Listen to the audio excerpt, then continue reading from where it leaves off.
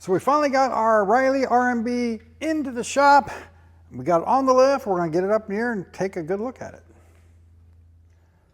So our local British Car Day is 1 week from today, and we'd like to try to get this thing there, which we can, but I want to be able to drive it off the trailer and into the show, and I want to have something for brakes so that the random person that tries to walk in front of us, we won't just run over.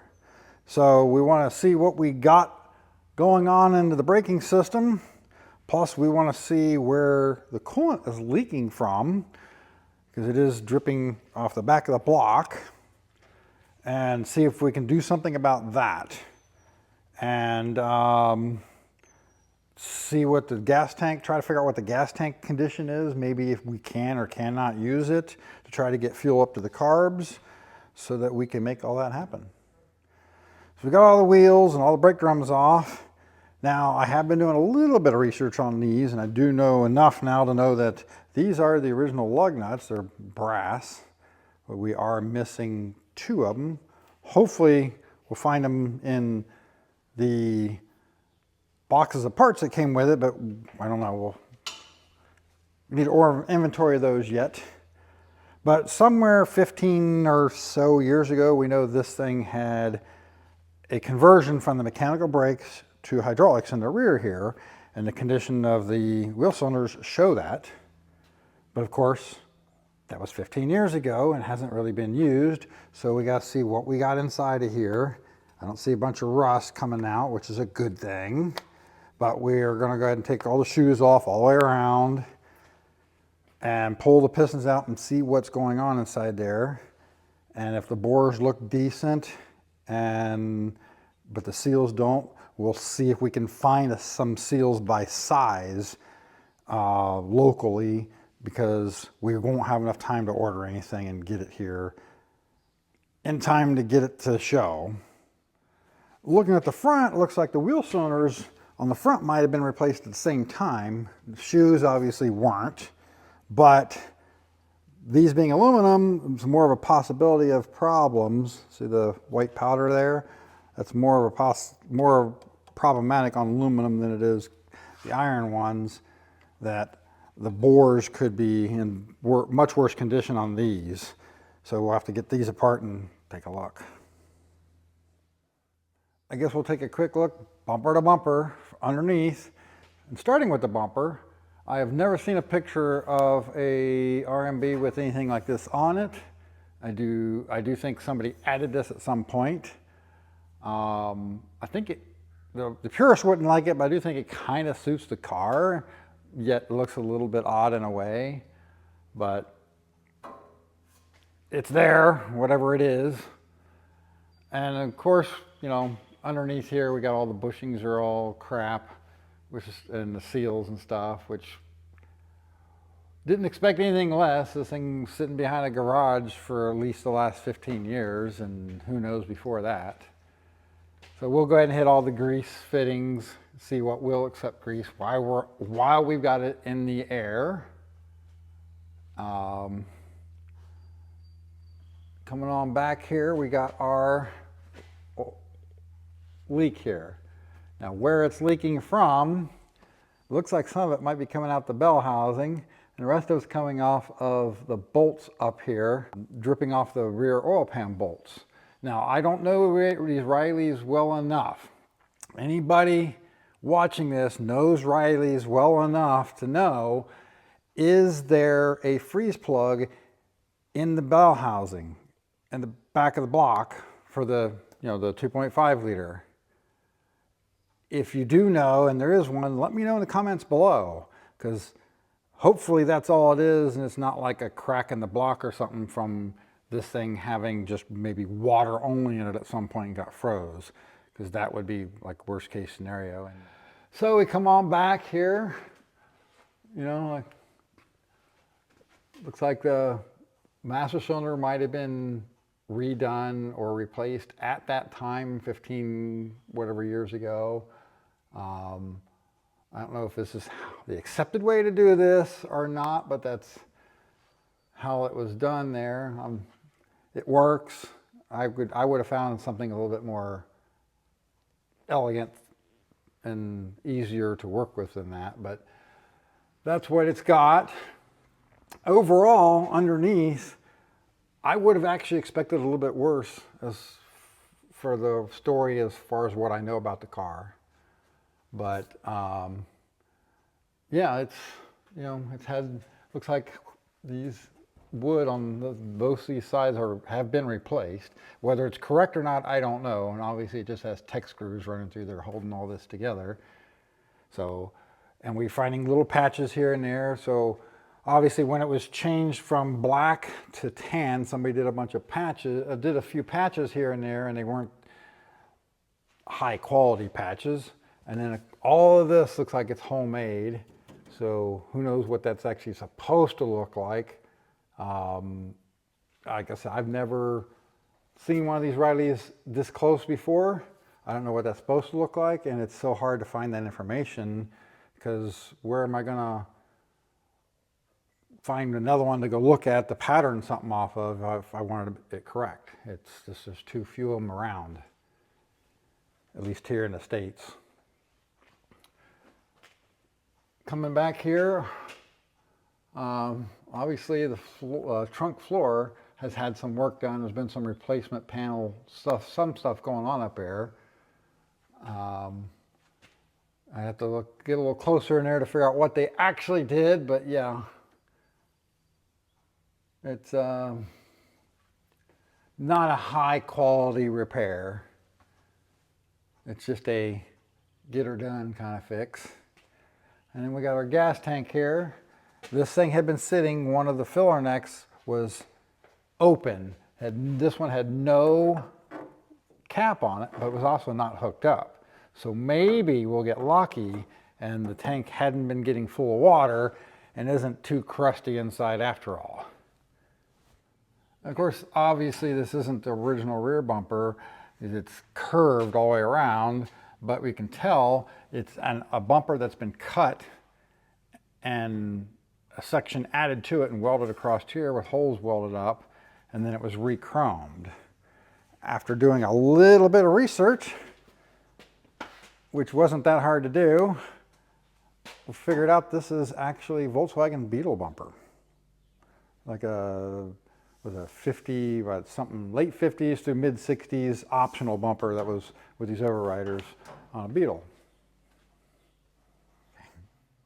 Well, we got the master cylinder off, got it all tore apart. Actually, it looks pretty decent inside. Some little bit of marking right there from some corrosion from water getting in there, but not that bad. We can live with that, especially for now. And so all the stuff in here is not that old. Looked like maybe 15 years ago this was actually properly rebuilt, or a new one or the other. So I don't even know if we really have to replace the cup. I might still go try to find one, but hopefully the wheel cylinders look just as good and we can get some brakes on this thing. So the line that went all the way up to the master cylinder had already been cut by the firewall, and this is the line. It was so crusty inside of here, I just decided we're going to cut off right here. That way we can actually put this together on the workbench, get this up in the car, and then we'll go ahead and make a new line from here up, and we'll just put a little hose here clamping this together, then a little hose up at the other end clamping it together. That way we don't get all the crap from inside this making it into the master cylinder. So we took all the brake shoes off, got all the wheel cylinders apart. The rear ones pretty much just popped right apart. Front ones took a little bit of coaxing, but came apart without too much difficulty. Went ahead and looked at everything. The pistons all looked great, and the little seals in there had no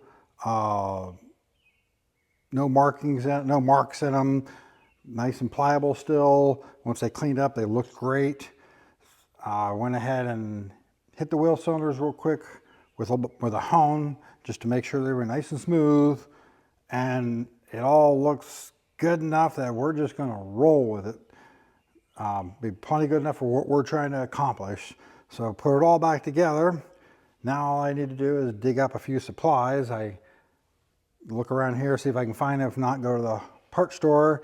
I need a line to go from the master cylinder to the brake reservoir and put the brake reservoir back in, put the brake drums back on it, adjust the brakes up, and we can fill it with fluid and see what happens.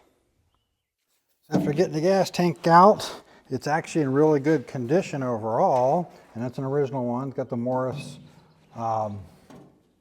badge on it there. Can't really get into it to see without taking this off, but the screws don't want to budge, so I don't want to risk breaking them off. So I went ahead and got my borescope out, went down through the fill tubes, and it looks way better inside than I expected it would. It's got a little bit of crap in there, but it's not that bad. It's not all rusty and cruddy, and it's not a big old bit of tarish goo in there either. So I think what we're going to end up doing there is probably just go ahead and put it back in the car, and we'll just get one of the bigger diameter fuel filters, hang on back here in the back here where there's a section of hose there to catch any of the garbage coming out of this, and we're going to see if we can roll with that for now. So here we are a couple of days later. I've been messing around trying to get the brakes bled and trying to get enough pressure within the system, and we can't even get enough pressure in the system to even slow this thing down reasonably effectively at walking speed. So I had to kind of back up and punt and think about what I was going to do here. So what I ended up deciding to do is I picked up a brand new master cylinder, and it seems to be a perfect match, same bore size and everything, because this thing didn't seem to be building that much pressure. So I thought, let me just try a brand new one. Now this is just a Chinese knockoff off of Amazon. I didn't want to put much money into anything right now, and I wanted to get it quickly because we're only 2 days out from the show right now. But this was getting me quick enough and cheap enough that if this whole braking system is completely engineered wrong and this will not work no matter what, then I didn't waste a bunch of money. Because what we got underneath there is kind of a funky homemade bracketry and lever and everything to actuate it, where it's actually not quite pushing this in full stroke. It's more than 3/4 stroke, but not full stroke. But should still be enough to do what we're trying to accomplish for the moment, as long as it's actually building enough pressure. Now the other thing I decided to do was take this whole assembly off, leave it off for now. And instead of hooking front and rear brakes up for this show, we're just going to hook up the front brakes only to here, because it'll pull over really easily and plug into there. And then we'll see if we can get the front brakes to work reasonably effectively. And if we do, that's plenty good for getting it on the trailer and into the show and not run over any people. Then, depending on how well that actually works on the car, then we'll know whether this is enough master cylinder. I have not tried to do any calculations to figure out if this bore size was going to work with all the wheel cylinders or not. I was just trying to get it together and get it to do something for now without reinventing the wheel. Now, if I do the calculations and figure out that a 1-inch bore master cylinder just isn't enough with those wheel cylinders, then we can look at other options like maybe the B-body Chrysler manual brake master cylinder, which is like 1 1/8 or 1 3/16 bore, one or the other. I don't see if it is actually mounting wise a direct interchange and if that would be enough. Otherwise, we're re-engineering the whole system if that's not enough. And I do suspect that maybe the system just wasn't engineered very well to start with, and this may not be enough master cylinder. It is now Saturday, the day before the show. This video will be coming out on Sunday while we are at the show. So this thing has been fighting me every inch of the way, and it just refuses to get anything worthwhile for brakes, no matter what we do with it. Now, I forgot to mention before, I meant to, that the master cylinder that's on it, we traced back as being a Chrysler A-body master cylinder. So like an early 60s Dodge Dart, manual brakes. That's why I mentioned a possible B-body conversion, because we think the mounting is the same bolt pattern and the physical dimensions are the same, just bigger bore, and it'd be an easy swap to throw that on there if that's enough. But we don't know yet. So we've gotten this thing to the point where it slows down a little. I actually drove it down the road kind of slowly, but I drove it down the road a little bit, and at 15 mile an hour or something like that, it takes 50 feet at least to stop it. So yeah, what I did was I turned up the brakes adjustment so they're dragging a little bit, and no matter how hard you push on the brake pedal, it only does maybe a little, maybe that much more to stop it. And that is us hooking up to the front brakes, only bleeding it, trying to see what we can get there, and then swapping it to the back brakes. We get a lot more pedal swapping it to the back brakes, but no more actual stopping power. It's like the brake pads or brake shoes aren't biting at all. So we're going to roll with it like that. And instead of parking in the trailer parking area and then driving it down the entranceway into it, we're going to just try to pull this right up to the entranceway, unload it there, and pull it in, so we're keeping it at walking speeds at best. So that should make it safe enough, especially if we keep someone walking ahead of us, just to make sure no one darts across. But it'll stop. We can get it stopped in like 10 feet, at that speed. So we're going to go with that. We're going to go to the show tomorrow. We're taking this. We're also taking the autocrosser and the MGA coupe that we're turning into a fastback. Yes, I haven't forgotten about that project. I've just been busy with a lot of other things and haven't been able to really work on it lately, and I hope to get back to that one soon.